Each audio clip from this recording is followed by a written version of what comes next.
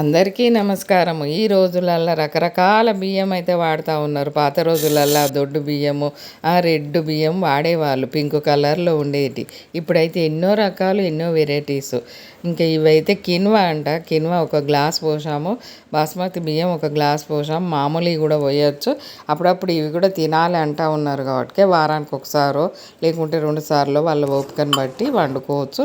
అవి తక్కువ రేటు కూడా దొరుకుతూ ఉన్నాయి ఈ రోజులలో. బాస్మతి గ్లాసుకు 2 గ్లాసుల వాటర్ పోసి పెట్టాము. పొడి పొడిలాగా ఎంత మంచిగా వచ్చిందో. చిన్నప్పుడు నూకలన్నం తింటే ఎంత మంచిగా అనిపించేదో అంత టేస్ట్ ఉన్నది. టేస్ట్ ఉండదు కావచ్చు, తినలేము కావచ్చు అసలే మనము అనుకున్నాం, కానీ అంత బాగున్నది టేస్ట్. ఇంట్లోకి అయితే మిల్ మేకరు అన్ని గింజలు, నానబెట్టిన గింజలు వేసి వండాము. చాలా టేస్టీగా ఉన్నది కర్రీ కూడా. ఆ వీడియో చూసేద్దాము మరొకసారి. అన్నం పొడి పొడి గలగల సప్పుడు వస్తూ ఉన్నది. ఒక రకం అప్పుడొక రకం చేసి చూసేద్దాం.